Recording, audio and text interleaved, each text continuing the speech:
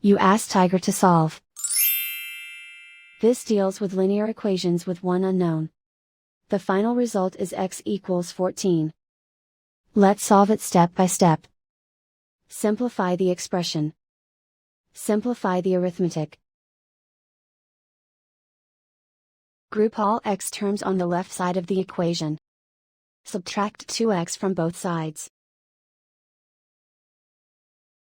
Group like terms. Simplify the arithmetic. Group like terms. Simplify the arithmetic. Group all constants on the right side of the equation. Subtract 2 from both sides. Simplify the arithmetic.